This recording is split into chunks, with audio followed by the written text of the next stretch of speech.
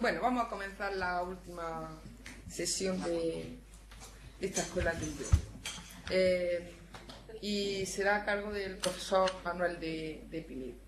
Manuel de Pinedo es profesor titular del área de Lógica y Filosofía de las Ciencias de la Universidad de Granada y está especializado en Filosofía de la Mente, en Filosofía del Lenguaje y Epistemología. Impulsó la constitución aquí en Granada del seminario TEC ya por el 2002, trabajo en construcción, TEC, donde investigadores de todo el mundo desde entonces, incluidos nosotros, presentan sus propuestas y las someten a discusión. Si os gusta conversar sobre filosofía e incluso de alguna otra cosa, este es vuestro profesor. Buena razón para no demorarme y darle ya la palabra para que comience su conferencia titulada La volea y el conocimiento distribuido. Vale, muchas gracias, Esther. Primero por las bonitas palabras y segundo por organizar este evento que hasta el momento ha sido estupendo. Así que gracias. Bueno, Esther me pidió que de alguna forma la charla que diera tocara temas de epistemología, porque dentro del itinerario que se presentó ayer de lenguaje y mente hay una asignatura de epistemología, de hecho, y teniendo en cuenta además que la epistemología y la filosofía de la ciencia no son lo mismo, solo hay una asignatura de epistemología en todo el máster, y además no la imparto yo. Mi idea inicial era hablar sobre mente, sobre cerebro, sobre neurociencia, pero como Juan José, a pesar de que puede hablar sobre cualquier cosa, decidió hablar también sobre esto, pues finalmente, por un lado para cubrir algo del campo de la epistemología y por otro pues, para no repetir temas, pues decidí preparar esta charla. También le tengo que agradecer a Esther el que me obligue a estar sentado durante 40 minutos, cosa que todavía no estoy seguro que pueda hacer, hablar durante 40 minutos sin que me interrumpan, porque yo sufro una forma especialmente patológica de lo que podríamos llamar el síndrome de Bernard Shaw, que en una ocasión dijo: ¿cómo queréis que sepa lo que pienso hasta que no lo diga? Mi versión es incluso más dramática porque yo no sé lo que pienso hasta que no sé lo que piensan los demás.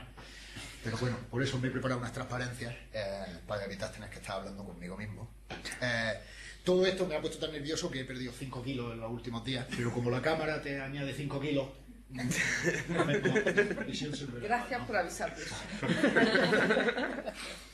Bueno, en la charla voy a usar unos cuantos ejemplos y argumentos que, aunque no directamente sean ejemplos que se discutan en epistemología, especialmente en epistemología contemporánea, que tiende a estar centrada en el análisis del conocimiento proposicional, pero que hay un asunto central en la historia de la teoría del conocimiento, que va desde Platón hasta nuestros días, que es la relación que hay entre conocimiento práctico y conocimiento teórico. A la relación entre conocimiento práctico y conocimiento teórico, yo creo que hay básicamente 4 formas de acercarse, 4 posiciones que adoptar. Una de ellas es la idea del conocimiento práctico, el conocimiento manual. Es un conocimiento inferior, es el tipo de conocimiento que caracteriza a los carpinteros, a los campesinos, pero que está muy por debajo del tipo de conocimiento intelectual que nosotros, aquí la élite, poseemos. No, quizás es injusto atribuirle a Platón esta concepción, pero ciertamente hay concepciones del conocimiento teórico y práctico que van por esta línea. Por otra parte, hay gente que argumenta que el conocimiento práctico es una forma de conocimiento proposicional. Saber conducir es saber que cuando el motor hace este o aquel ruido hay que cambiar de marcha. En el lado contrario, hay gente que argumenta que el conocimiento proposicional es una forma de conocimiento práctico. Por ejemplo, que yo sepa que hoy es el día 17 de marzo, me da ciertas habilidades, la habilidad de conseguir una Guinness de color verde, porque hoy es el día de San Patricio, o de felicitar a Inés en su cumpleaños. Por último, y en contraste con la primera de las posibilidades, se puede pensar que el conocimiento práctico es nuestra forma más auténtica y por tanto superior de estar en el mundo. y por si así no se entiende bien, pues Interweltsein sería la forma técnica de referirse a... En mi opinión, la posición con respecto a la relación entre los dos tipos de conocimiento más políticamente subversiva tiene que ser una que se aleje tanto del polo elitista, el primero, como del polo pastoral, el último. Pero en esta charla no voy a dar argumentos a favor ni de dos ni de tres, ni de la posibilidad de que el conocimiento teórico sea una forma de conocimiento práctico, ni la contraria. Vale. Y hay dos temas de los que me gustaría hablar, aunque no estoy seguro de cuánto tiempo tendré para hablar del segundo. Pero el primero de los temas es preguntarnos si las habilidades que se ejercen irreflexivamente, de aquí habilidades ejercidas irreflexivamente hacen referencia a lo que antes he llamado conocimiento práctico, tienen carácter racional. Si se puede decir de algo que hacemos automáticamente o sin necesidad de reflexionar, que tiene carácter racional. La segunda cuestión es si tiene sentido atribuir conocimiento a grupos de más de un individuo. Si el sujeto al que se le atribuye conocimiento es solo un individuo, o si en ocasiones atribuir conocimiento a grupos más grandes tiene sentido. Y además me gustaría decir algo acerca de la confluencia de estas dos cuestiones. Si el conocimiento que ha involucrado en las habilidades prácticas puede también estar distribuido. Hay más literatura acerca de la posibilidad del conocimiento teórico distribuido, pero que yo separé mucho acerca de la posibilidad del conocimiento práctico distribuido. Entonces, el ejemplo que voy a explorar a lo largo de la charla, uno donde se pone énfasis en habilidades prácticas, donde argumentaré que esas habilidades prácticas son manifestaciones de racionalidad, pero además señalaré que esas habilidades prácticas pueden mejorarse o ir acompañadas de conocimiento teórico que no necesariamente tiene que tener el mismo sujeto. Con lo cual quiero sugerir que no solo puede haber conocimiento distribuido, sino que puede haber conocimiento práctico distribuido. Vale. Empezamos con las habilidades irreflexivas, pero racionales. Aunque a mí me parece que la esencia de la filosofía no es hablar acerca de las cosas que nos asombran, pero sí me parece que a veces asombrarnos por cosas cotidianas o cosas que generalmente damos por sentadas es una de las maneras en las que uno entra a pensar filosóficamente. En concreto, para mí, desde hace muchos años hay algo que me asombra mucho, que es lo siguiente. Si argumentamos, y hay bastante consenso al respecto, que Federer no es que sea una cabra, sino que es el greatest of all times, el más grande tenista de todos los tiempos. Se podría haber buscado otro ejemplo, pero bueno, es uno de los deportistas alrededor del que hay más consenso acerca de su grandeza. Es decir, no hay nadie que juegue o haya jugado tan bien como Federer, si no os gusta este ejemplo, sustituirlo por otro. ¿Cómo es que Federer necesita un entrenador? ¿Cómo es que alguien que ha llegado a lo más alto dentro de su actividad, de su profesión, sin embargo, necesita un entrenador? Concretamente, aquí tenemos su entrenador de los 2 últimos años, Ljubicic, que también fue un tenista. Llegó a número 3 del mundo, nunca jugó una final del Grand Slam, no puede ni compararse al nivel de Federer, pero sin embargo, en los últimos 2 años, gracias a Ljubicic, Federer ha conseguido refinar su juego hasta el punto de que, para desgracia de los amantes del tenis, en enero le ganó a Rafa Nadal la final de Australia. ¿Por qué he elegido a Federer en concreto? Bueno, pues hay 4 razones. Has saltado solo, ¿no? No. ¿Qué? Con ayuda mía. Ah, gracias. Distribuido. Y práctico. Hay 4 razones por las que he elegido a Federer. Y ninguna de ellas tiene que ver porque yo pueda decir algo acerca de una volea que no sea que darle a la pelota antes de que caiga al suelo. La primera es que me gusta intentar irritar a Néstor. No aconsejo que lo probéis en casa, pero cuando lo consigo le da significado a mi día. En segundo lugar, elegir a Nadal en vez de a Federer y decir que Nadal es el más grande de todos los tiempos se puede confundir por patriotismo y fanático y nacionalista, que en deporte tengo, pero que no quiero. La tercera razón es que más adelante voy a hacer uso de una distinción de Ernest Sosa entre conocimiento animal y conocimiento reflexivo. Y Ernest Sosa la utiliza con respecto al conocimiento proposicional. Me parecía que había un cierto peligro en utilizar la distinción entre conocimiento animal y conocimiento reflexivo y utilizar a Rafa Nadal como ejemplo, porque la animalidad de la forma de jugar de Rafa Nadal es tan notable que el sentido de animal podría confundirnos un poco.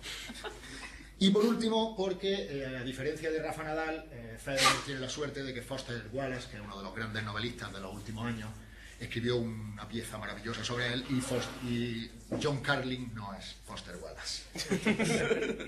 Voy a leer 3 o 4 párrafos del artículo de Foster Wallace que publicó en el New York Times hace un poco más de años, Federer como experiencia religiosa. Luego, en alguna de las recopilaciones de sus escritos, algunos que tiene sobre tenis, concretamente el libro se llama Teoría de cuerdas, Foster Wallace escribe acerca de tenis. El título cambió, pero me parece que podemos quedarnos con este.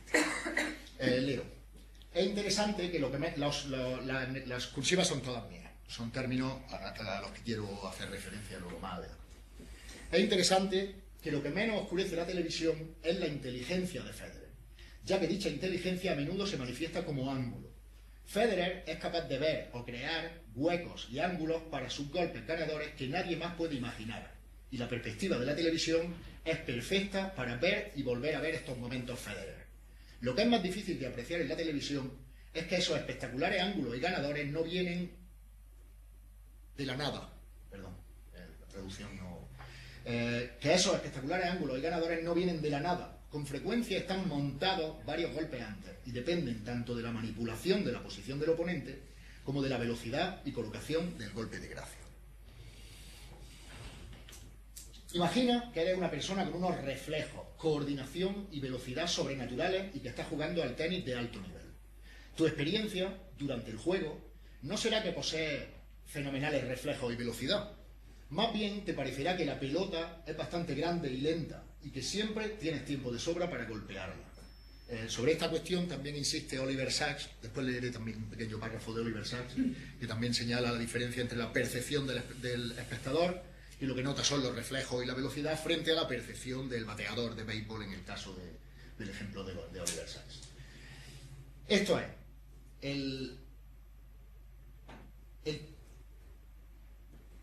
nosotros, imaginándonos como un tenista con estas habilidades sobrenaturales, no experimentaríamos la rapidez y habilidad empíricamente real que el público, viendo la pelota moverse tan rápido que sisea y se desdibuja, te atribuirá.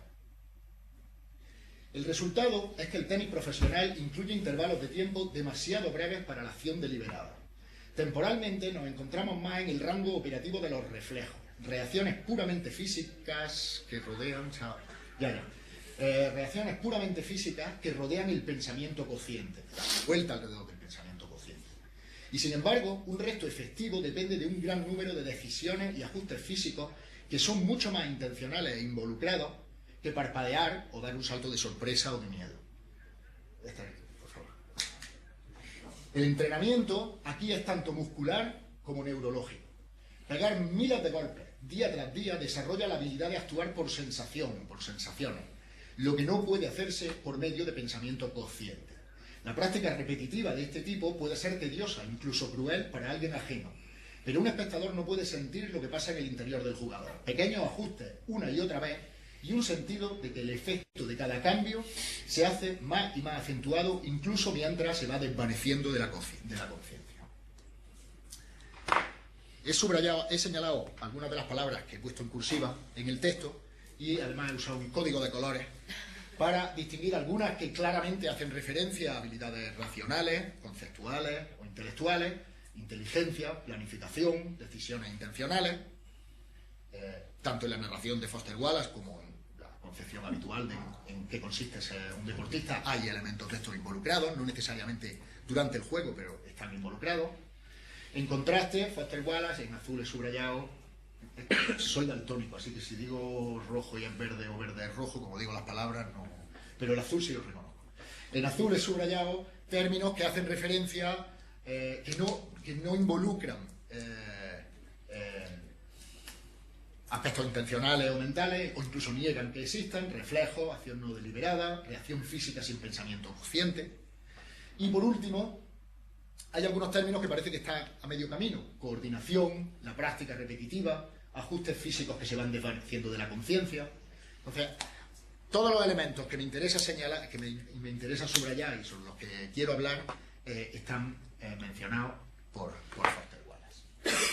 La idea sería que las acciones del experto son al mismo tiempo inteligentes, pero también están ejecutadas por debajo del nivel del pensamiento deliberado. Hay decisiones y hay planificación, pero también hay práctica muscular y motriz que es ciega y es repetitiva.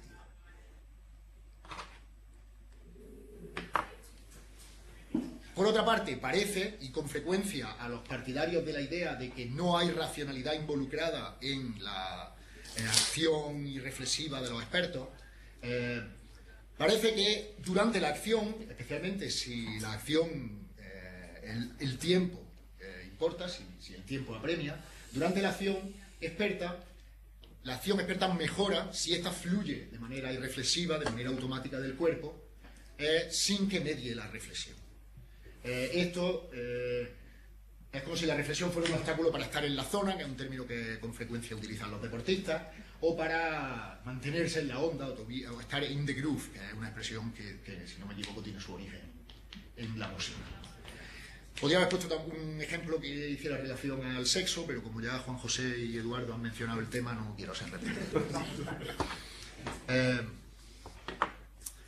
Un caso que me parece especialmente llamativo es el caso que algunos de vosotros os he mencionado.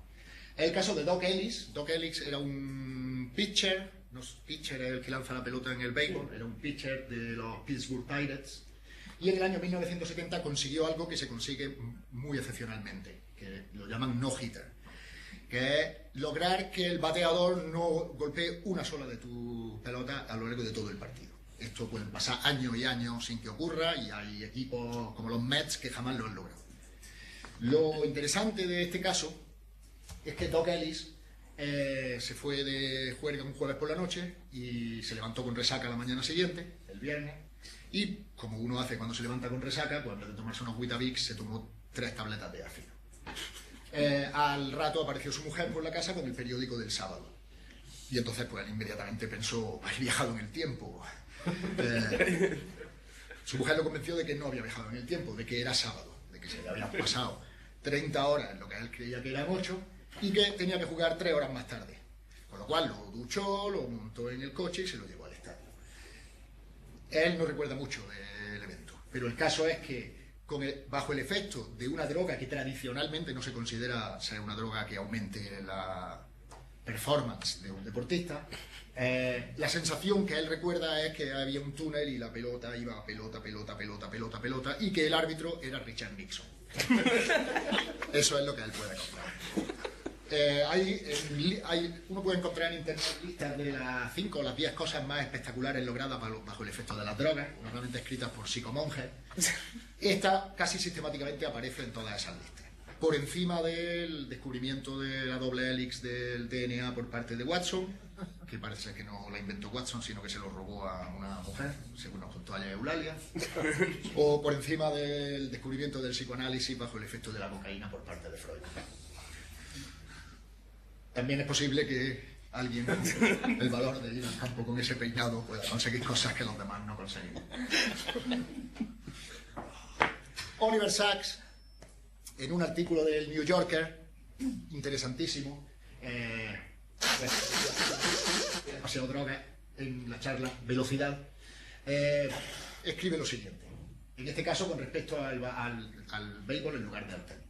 La pelota de béisbol se aproxima a casi 100 millas por hora y, sin embargo, como muchos han descrito, parece casi inmóvil en el aire, sus costuras sorprendentemente visibles, y el bateador se encuentra en una escapada temporal, repentinamente alargada y espaciosa, donde tiene todo el tiempo que necesita para golpear la pelota. Esto vimos también antes en el texto de Wallace, que aunque a los que no practicamos deporte de élite nos puede parecer sorprendente, pero parece que es una experiencia que los deportistas refieren de esta manera con frecuencia. Tal habilidad, comenta Oliver Sacks, es el resultado de la capacidad para la concentración, y esta, según Oliver Sacks, se adquiere tras años de entrenamiento con esfuerzo y atención intensa y consciente. Veíamos antes que en el texto de Foster Wallace hay ciertos términos que hacen referencia a capacidades racionales o intelectuales, otras a capacidades puramente físicas, y y algunas que serían como el tránsito de una a otra, tipo entrenamiento, coordinación, etc. Aquí Oliver Sacks señala el mismo fenómeno. El poder concentrarse de tal manera que uno no necesita reflexionar acerca de qué hacer es resultado de un esfuerzo y una atención que se ha logrado con mucho entrenamiento, que puede ser ciego y repetitivo, pero que al mismo tiempo es intenso y es consciente por parte del deportista. He empezado diciendo que a mí siempre me ha sorprendido que Federer tenga entrenador, y el dilema que creo que plantea este ejemplo es el siguiente. Si la preparación para actuar reflexiva y automáticamente a este nivel requiere años de entrenamiento consciente, reflexivo, deliberado, etcétera, como señalan Foster Wallace y Oliver Sacks, ¿tiene sentido entonces argumentar que un atleta de élite era racional antes de convertirse en un experto, pero que deja de serlo cuando se convierte en un experto? Hay gente que argumenta así. Veremos algunos de los que argumentan así. Hubert Dreyfus es seguramente el más influyente en los últimos años. Pero para mí, considerar que alguien es racional cuando todavía no es bueno en lo suyo y que pasa y que deja de serlo en el momento en el que lo es, tiene que depender de algún tipo de premisas muy dudosas. Y me gustaría que exploráramos un poco cuál puede ser la premisa que hay detrás de la idea de que Federer era racional cuando no era Federer y cuando pasa a ser Federer deja de serlo. Voy a intentar reconstruir lo que me parece que es el argumento implícito detrás de gente como Dreyfus. Él no solo toma inspiración de Heidegger y Merleau-Ponty, sino que encuentra citas donde literalmente Heidegger y Merleau-Ponty adoptan una posición similar, aunque en mi opinión son más prudentes que él. Para Dreyfus es un síntoma de intelectualismo, de lo que él llama intelectualismo, o de lo que también llama el mito de lo mental, atribuir racionalidad a la acción arrojada, automática e irreflexiva, incluso si está realizada por expertos. Es caer en el mito de lo mental considerar que un deportista, un músico, un bailarín, un enfermero, cuando está realizando su tarea a la perfección o cercano a la perfección, está haciendo algo de carácter mental o racional. Vamos a ver cuál podría ser el argumento.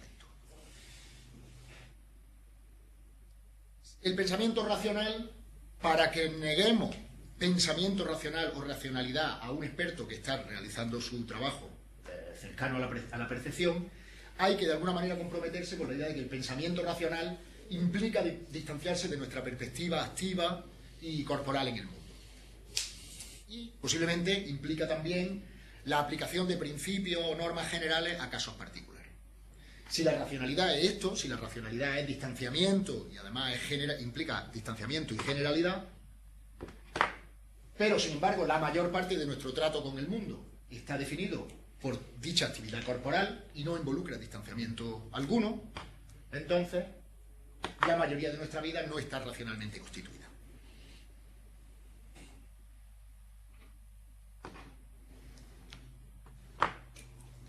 ¿Cuál es la premisa? Que ya he mencionado, pero que quiero explicitar un poco más. Dreyfus, y no solo él, sino otros filósofos de la mente de raíz fenomenológica, o algunos enactivistas, que he mencionado también brevemente Eduardo antes, mantienen que el compromiso con la idea cartesiana, ahora explicaré un poco esas comillas, de que el pensamiento y la acción racional están esencialmente vinculadas con la cogitación a partir de instrucciones generales y explícitas para la acción sobre representaciones simbólicas del mundo. Es decir,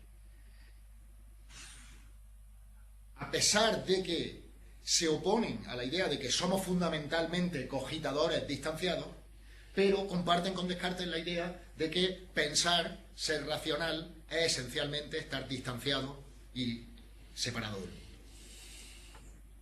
Esto, en un cierto sentido, es comprometerse con una imagen de lo mental que Susan Hartley llamó de manera memorable el modelo clásico del sándwich, según el cual el pensamiento, la racionalidad, es como la carne, la chicha que hay en medio y que está emparedada, está separada por un lado por la percepción y por otro lado por la acción, que siendo ambas periféricas y además independientes la una de la otra. He puesto comillas, estas comillas que he puesto en cartesiana son las que en filosofía se llaman y quizás lingüística, scare quotes, comillas de... comillas de, como de cautela o de miedo. La he usado como cautela, por una parte, porque quizás sea injusto atribuirle a Descartes ser cartesiano, y por miedo a que Juan José luego me llame neurocientífico. Vale. Como he dicho, estos autores, Dreyfus, su héroe fenomenológico y también la corriente nativista en filosofía de la mente, se oponen de manera virulenta al representacionalismo y al computacionalismo, pero siguen comprometidos con la idea de que la racionalidad es esencialmente distanciada, incorpórea y general. Y a pesar de que han hecho críticas muy interesantes y novedosas a ciertas formas de entender lo mental, yo creo que se les puede acusar, como hace McDowell en una discusión con ellos, de caer en el mito de la mente como separada. Recordad, la estrategia argumentativa parece ser la mente esencialmente está separada del mundo, dado que nosotros no estamos separados del mundo, nosotros fundamentalmente no somos criaturas mentales o criaturas racionales.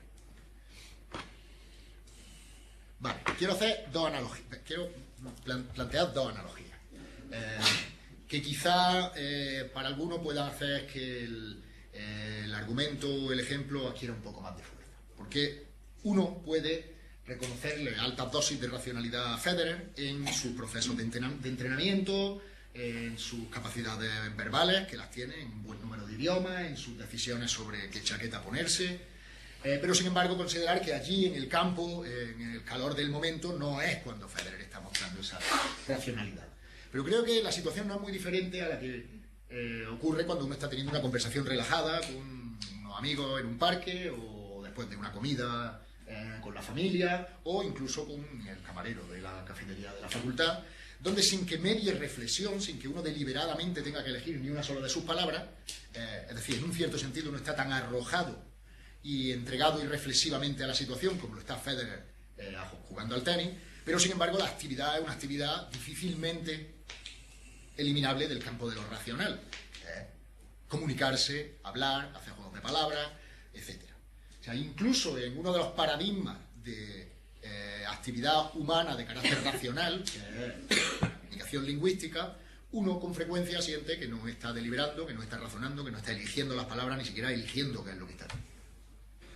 Otra analogía, esta un poco más teórica, es con una idea que desde hace muchos años me ha interesado y que en los últimos tiempos discuto mucho con Nestali, que es la idea de la educación de las virtudes en una cierta concepción de la ética, donde el propósito de la formación ética consiste en adquirir virtudes más que en adquirir principios generales acerca de comportarse, o planteado en términos quizá más humeanos, la educación de las disposiciones morales.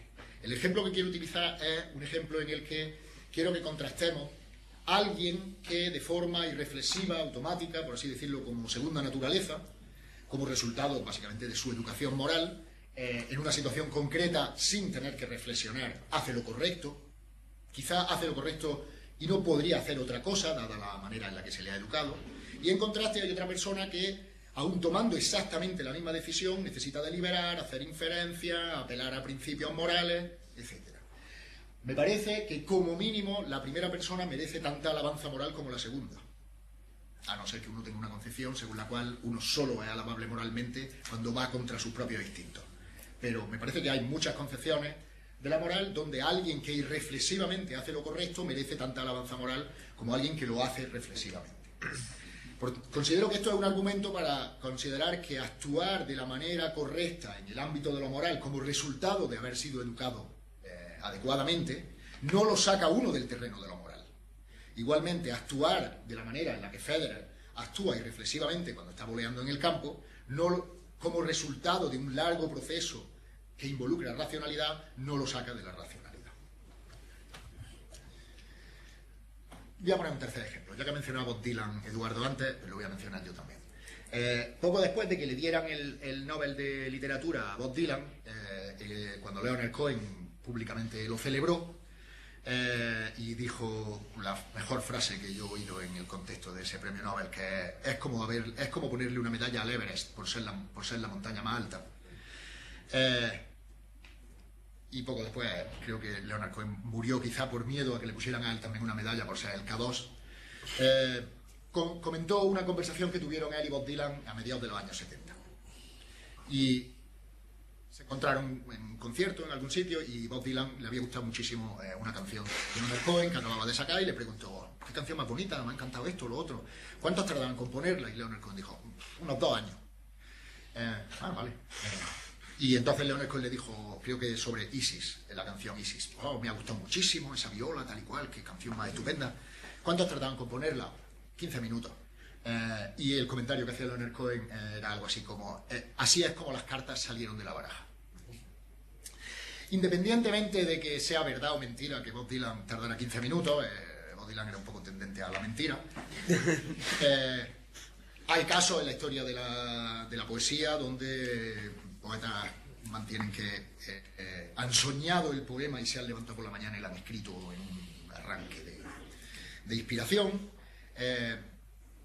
En cualquier caso, es posible, es claramente posible, especialmente para alguien con habilidades poéticas, producir versos sin necesidad de estar reflexionando acerca de la rima, del número de sílabas, de dónde va y el énfasis, etc. Y sin embargo, eso no hace que la creación poética deje de ser artística, o racional, o intelectual, o lingüística, etc. Vale, o sea, un resumen de lo que tenemos hasta ahora. Para mantener que una vez que se ha adquirido una habilidad, dice esto es una cita textual de Dreyfus, mantener que una vez que se ha adquirido una habilidad, los conceptos usados en su aprendizaje ya no tienen que jugar ningún papel adicional. Dreyfus no solo dice esto, no solo dice que los conceptos utilizados en el aprendizaje ya no tienen ningún papel adicional, sino que ya no hay conceptos involucrados en la acción cuando uno es capaz de realizarla como un experto. O sea, no solo los conceptos, digamos, pedagógicos desaparecen, sino cualquier concepto desaparece en el momento en el que uno se convierte en un experto. Hay que comprometerse, he argumentado, con esta imagen de lo mental, o de lo racional, o de lo conceptual, como distanciado, o con una concepción cartesiana que separa pensamiento de percepción y de acción. Para mí, la prueba del algodón viene algo así como esta. Y vuelvo otra vez al caso inicial. La idea de que una acción irreflexiva es racional, si el sujeto... La idea... O sea, nos encontramos con el siguiente problema. No hay reflexión involucrada, o estamos por sentado que no hay reflexión involucrada cuando alguien está jugando al tenis y voleando arrojadamente. Pero sin embargo el proceso que lleva a eso, y como veremos después, el proceso que permite que eso aún así mejore, es un proceso donde sí hay racionalidad involucrada.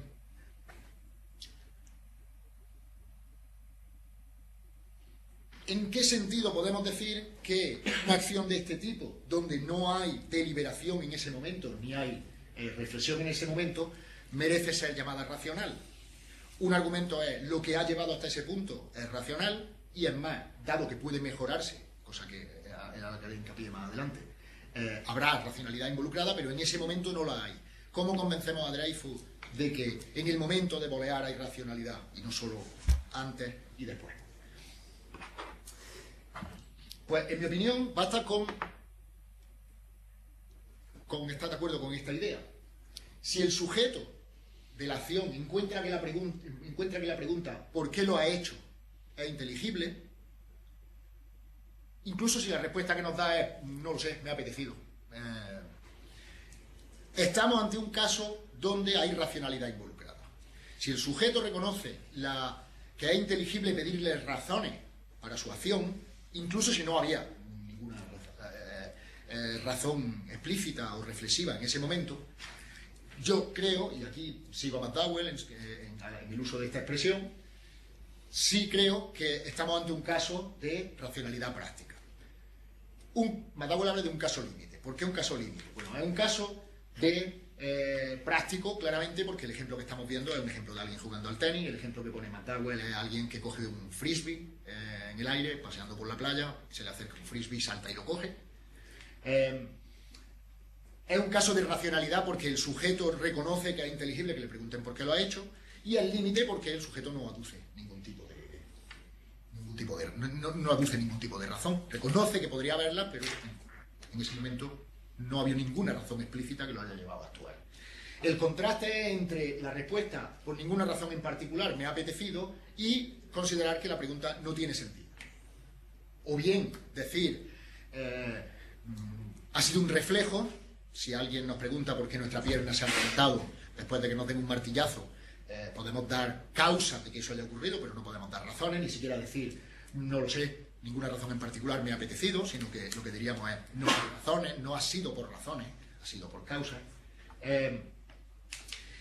Pero incluso en el caso donde lo único que sabemos, lo único que se nos ocurre es me ha apetecido, reconocemos que podríamos haber dado razones. Entonces esto es para responder a alguien que insista en que en ese momento no hay racionalidad. La acción no está constituida racionalmente.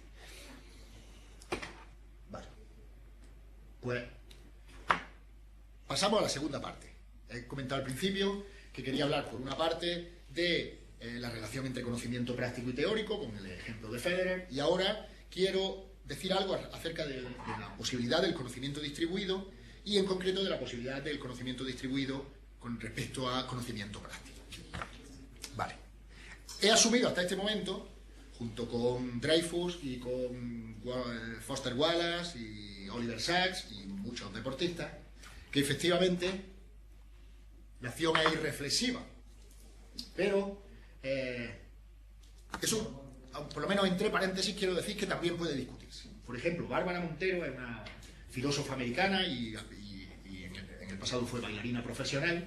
En un artículo con ese título maravilloso, Una bailarina reflexiona, donde hay un juego entre ella, bailarina, reflexionando mientras escribe el artículo acerca de la acción irreflexiva, pero también con respecto a una bailarina reflexionando mientras está bailando.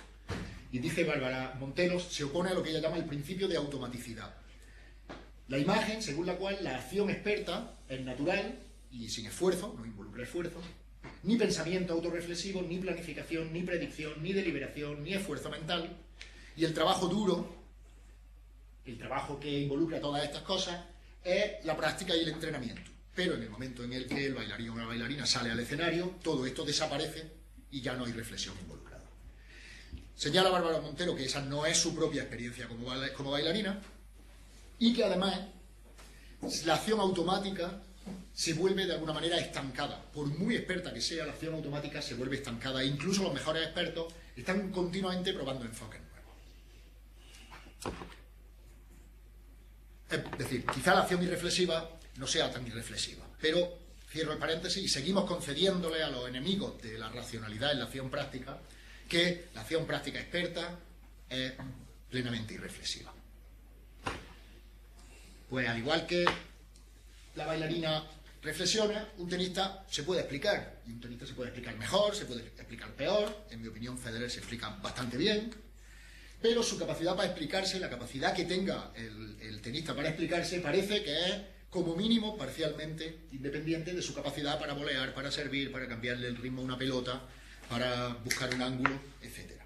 Digo parcialmente porque, como el ejemplo que he elegido es el de Federer, y Federer es bastante articulado, y si hubiera elegido a Rafa Nadal, también Rafa Nadal es bastante articulado, pero si pensamos en la capacidad práctica de Sergio Ramos para rematar de cabeza de saque de esquina, parece que esa es claramente independiente de su habilidad para explicarse. Vuelvo a la pregunta que me planteaba al principio.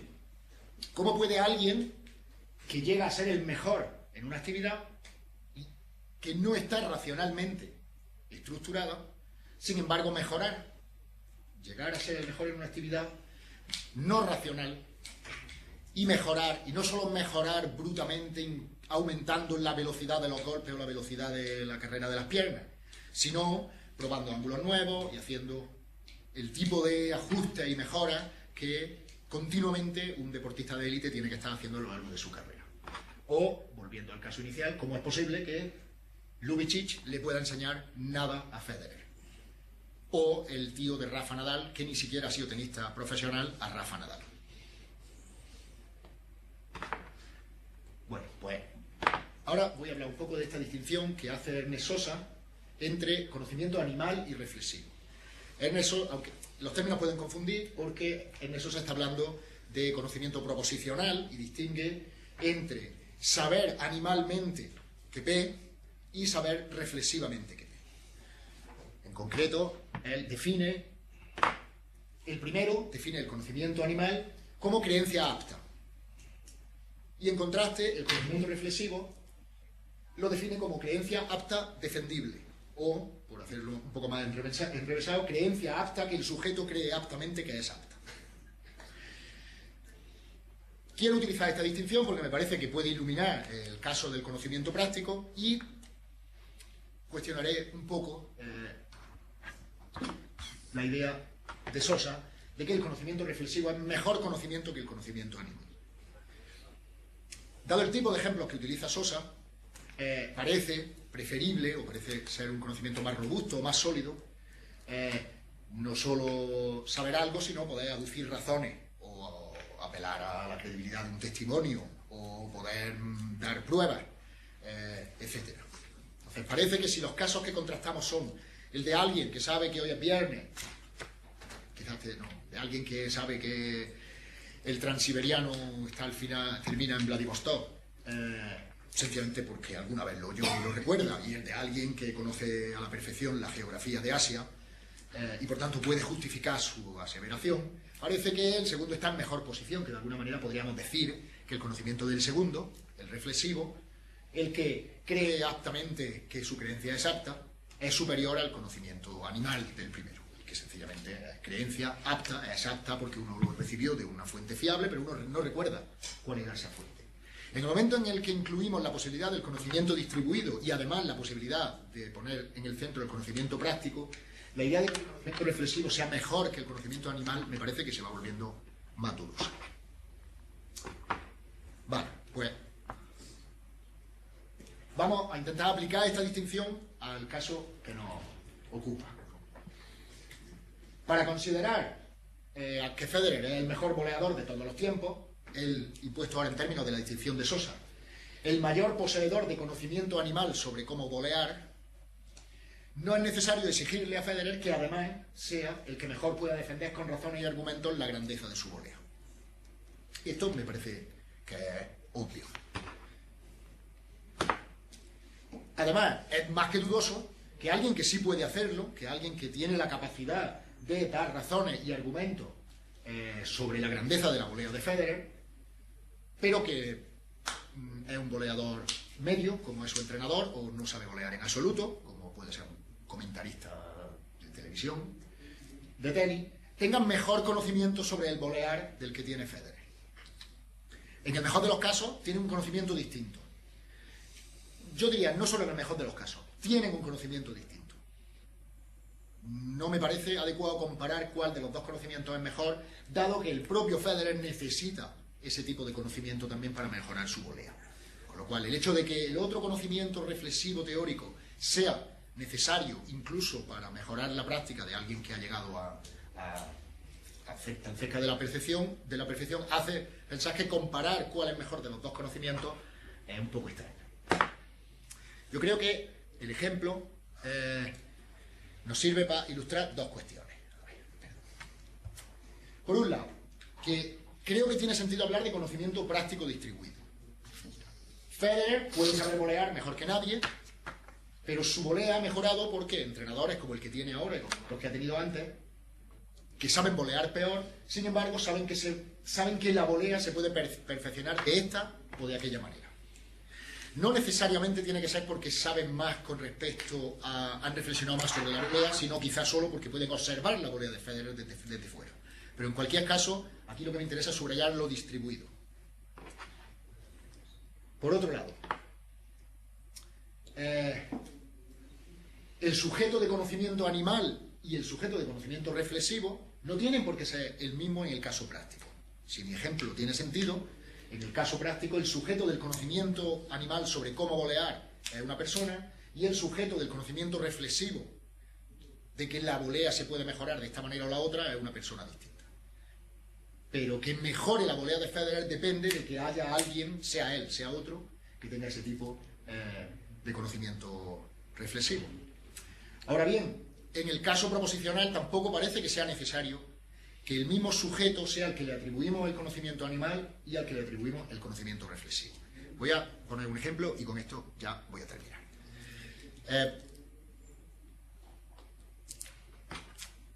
hay un ejemplo que usa Brandon, pero cada vez que en filosofía cuando veáis que alguien habla de deshasadores de pollo, ya sabéis que estáis en epistemología.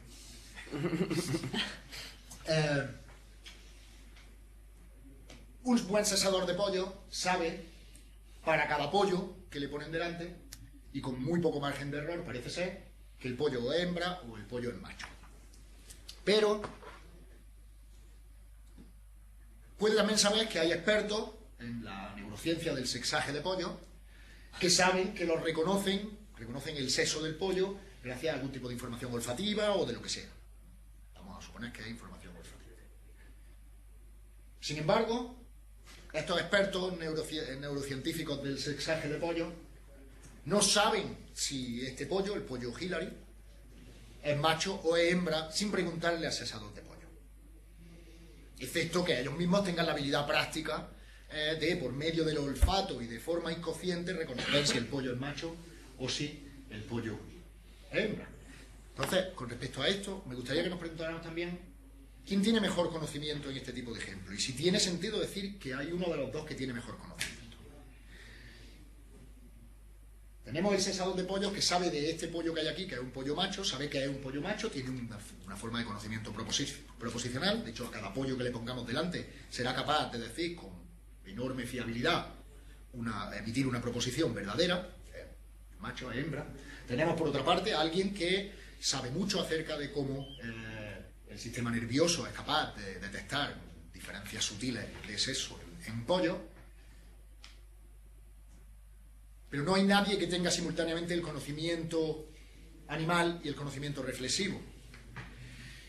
Yo no tomaría partido ni por la idea de que el primero ni por la idea de que el segundo tiene un conocimiento superior. Depende de para lo que queramos el conocimiento. Si es muy importante para nosotros saber el sexo de un pollo, mejor hablamos con el cesador, y si lo que es importante para nosotros es conocer los mecanismos neuronales que lo posibilitan, hablaremos con el neurocientífico. Pero la idea misma de que haya una jerarquía de tipos de conocimiento, como la de Sosa, me parece que supone acercarse peligrosamente a algunos de los polos que al principio de la clase mencioné que es deseable evitar con respecto al conocimiento. Y con esto termino.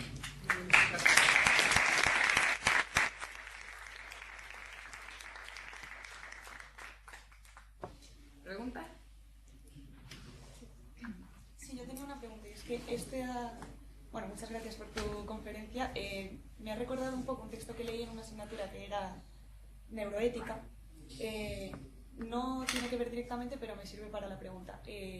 Era un texto de un neurólogo, cuyo nombre no recuerdo ahora, que el título era algo así como ¿por qué la pregunta por la responsabilidad está mal planteada? Y lo que defendía básicamente es que el sistema jurídico, en este caso estadounidense, pero en general todos, fallaban porque si nos fijábamos con el paso del tiempo, cada vez más personas quedaban libres de culpa o de pena debido a que se había encontrado algún tipo de anomalía en su cerebro, y que un sistema jurídico no podía depender de la capacidad de neuroimagen, o sea, de cómo mejore la capacidad de imagen de las pruebas neurológicas, porque él defendía que siempre se iba a encontrar una anomalía, o sea, que eso es habitual. Entonces se rompe un poco la idea de racionalidad, de responsabilidad, perdón, y bueno, la idea era destruir un poco esta cuestión de distinguir entre voluntario e involuntario, porque detrás de toda acción hay procesos automáticos infinitos casi. Entonces lo que te quería preguntar es si no es una salida posible negar o intentar disolver un poco esta distinción entre conocimiento animal y conocimiento reflexivo. Si a lo mejor el problema está en que estamos suponiendo una distinción que empíricamente no es tal. Vale, bueno, yo empezaría volviendo al caso que he mencionado brevemente con respecto a una concepción de una ética de las virtudes o algo por el estilo, y el uso que le he dado a ese ejemplo.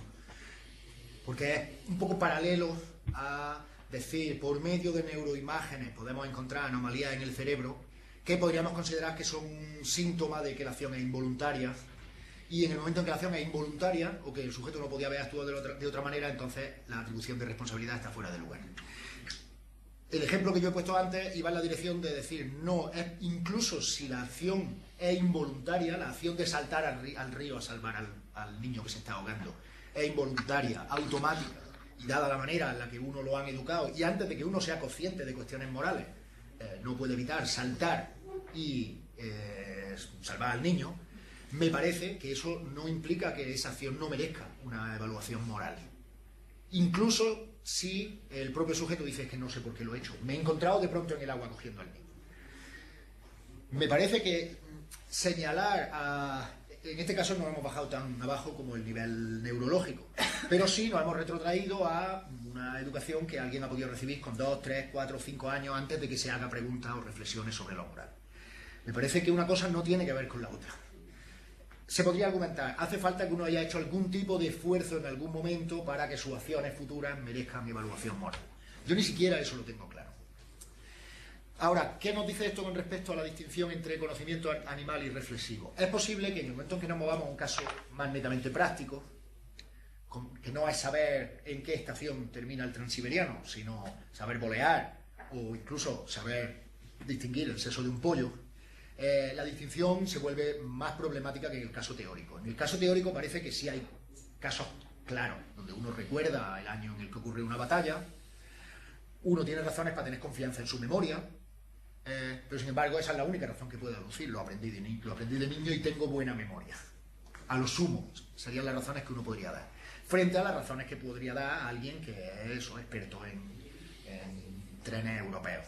O sea, sí parece que hay casos claros donde uno sencillamente sabe qué P y lo sabe de manera confiable, etcétera, pero no puede aducir razón alguna, frente a alguien que además podría pasarse horas dando razones que apoyen P. Creo que se puede mantener la distinción, especialmente para casos claros, pero sin que eso nos obligue a arrodillarnos ante lo reflexivo, ni a abandonar la consideración de conocimiento o de racionalidad al caso no reflexivo, que son los dos extremos que al principio mencioné y que me parecía deseable evitar. Juan. ¿Por qué es mejor esta distinción que la distinción más clásica de saber proposicional y saber hacer? Las dos distinciones son la misma, se superponen exactamente, yo solo en parte... No sé. ¿Animal reflexivo? Sí. No se sobreponen, o sea, no, se cruzan, porque hasta el momento en el que he introducido esta distinción de Sosa, sí estaba jugando con la distinción saber cómo, saber qué, o know-how, know-that, o no sé, tecné, episteme, quizá en el origen de la discusión en Platón, pero aquí la distinción la hace Sosa dentro del saber proposicional. O sea, y Sosa, de hecho, no recuerdo que use ejemplos de conocimiento, de habilidades prácticas, aunque quizás sí la utilice. Pero Sosa la distinción la plantea dentro del conocimiento proposicional o teórico. Conocimiento animal es saber que la botella está sobre el vaso. Y es reflexivo si además uno puede decir cosas sobre las condiciones luminosas de la habitación, su aparato perceptivo, etc. Pero es una distinción que Sosa plantea dentro del saber qué, del saber proposicional o teórico.